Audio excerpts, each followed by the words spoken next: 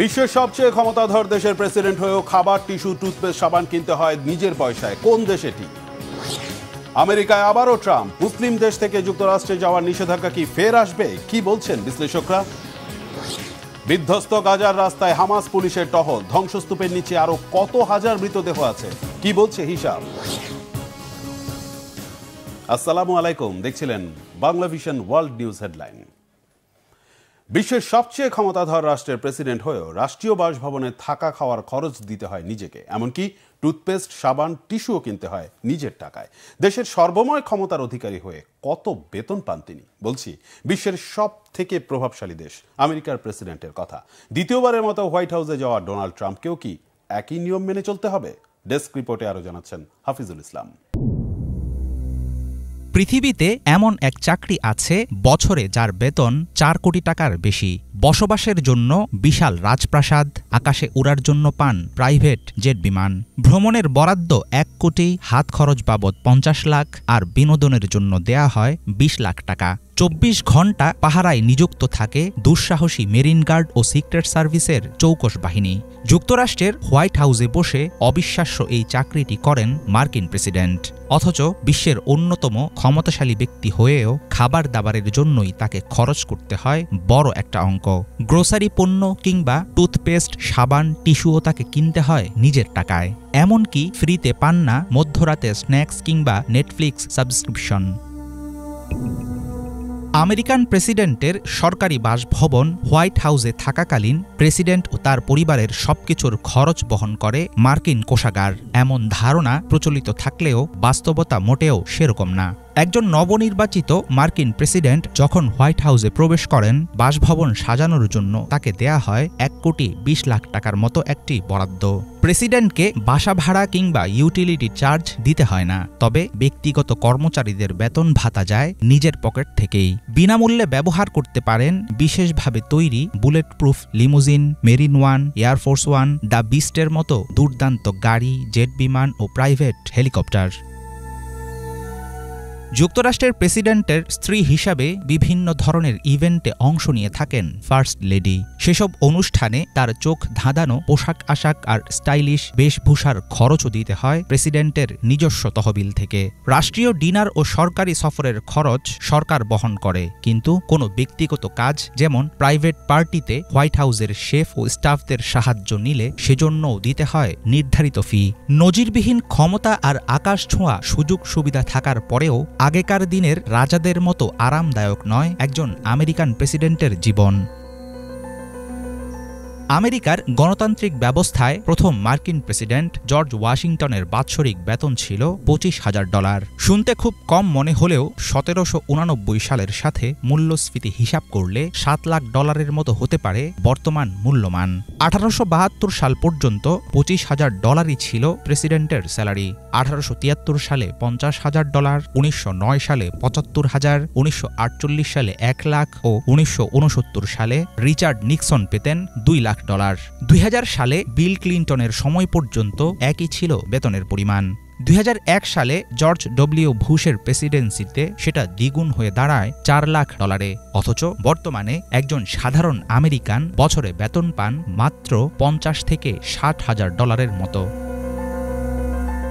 বিশ্বের অন্যতম পরাশক্তি মার্কিন যুক্তরাষ্ট্রের প্রেসিডেন্টের জীবন অনেকের কাছেই অধরা স্বপ্নের মতো।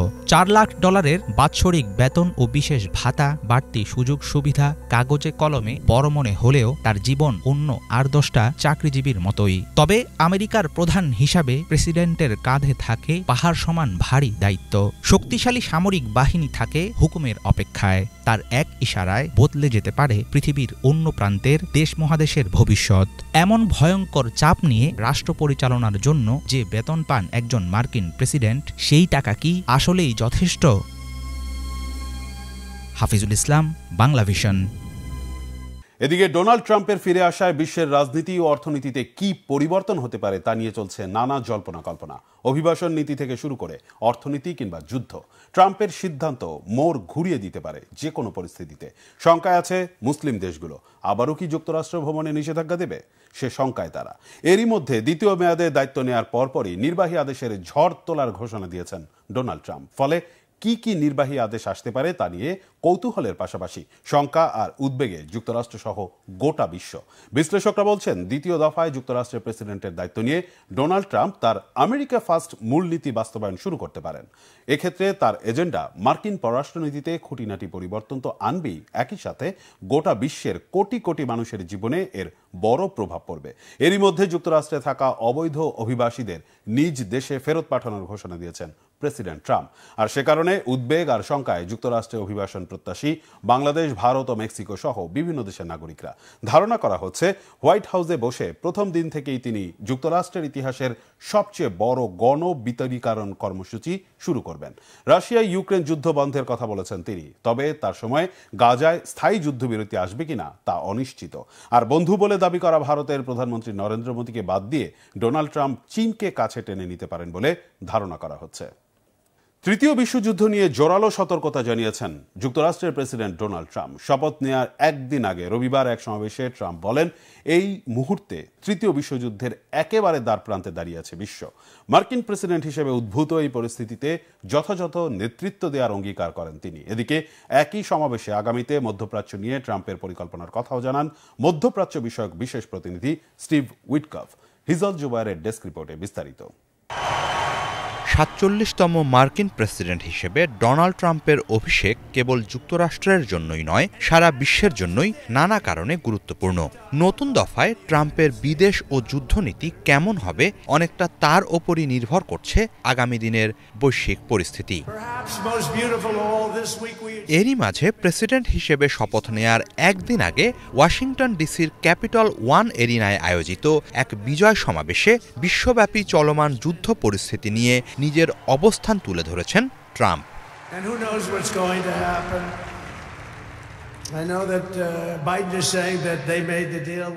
এ সময় বিশ্ববাসী এই মুহূর্তে তৃতীয় বিশ্বযুদ্ধের খাদের কিনারে দাঁড়িয়ে আছে বলে সতর্কতা জানান ট্রাম্প।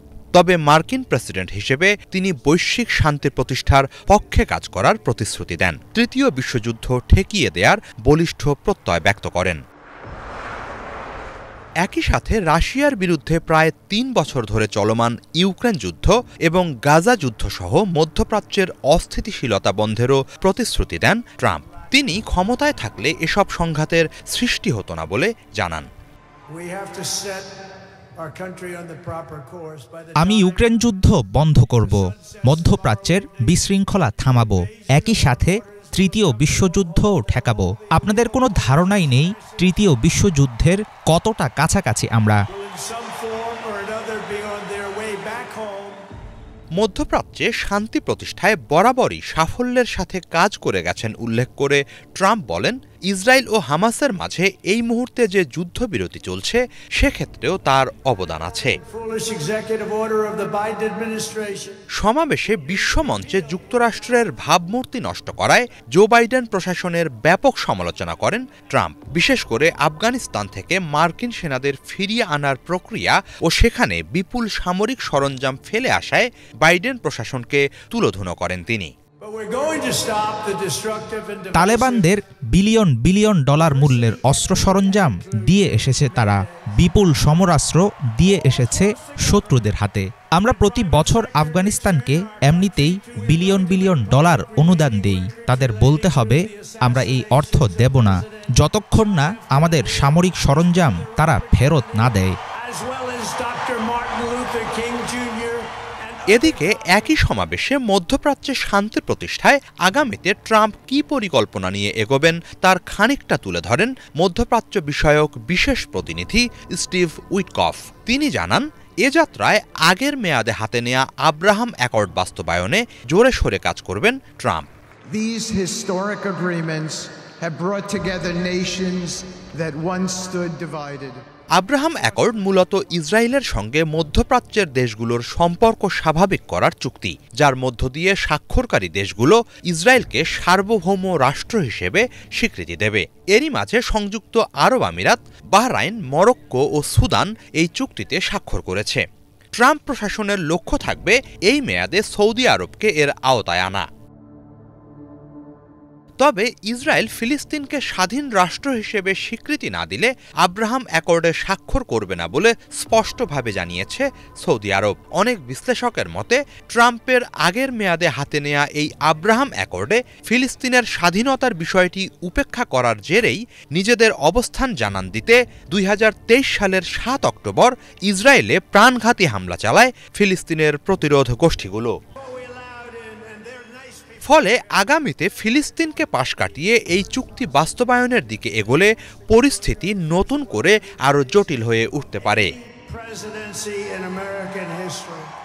হিজল জোবায়ের, বাংলা ভিশন। ইসরায়েলের নৃশংস হামলা ছাড়া দ্বিতীয় দিনটি পার করল ফিলিস্তিনের গাজাবাসী। মুক্ত গাজায় সড়কের দায়িত্বে দেখা গেছে হামাসের পুলিশ সদস্যদের। দখলদার বাহিনী চলে যাওয়ার পর প্রিয় স্বজনদের খোঁজ চালিয়ে যাচ্ছেন সৌভাগ্যক্রমে বেঁচে থাকা জীবিত ফিলিস্তিনিরা। সময়ের সাথে সাথে মৃত্যুপুরীর ধ্বংসস্তূপ থেকে বেরিয়ে আসছে একের পর এক চাপা পড়া লাশ। কত ফিলিস্তিনি চাপা পড়ে আছে গোটা গাজার ধ্বংসস্তূপের নিচে। যারা বেঁচে আছেন তাদের কি দেয়া হচ্ছে খাবার? মুক্ত গাজার নিয়ন্ত্রণ এখন কার হাতে? রিফাত জামানের ডেস্ক রিপোর্ট।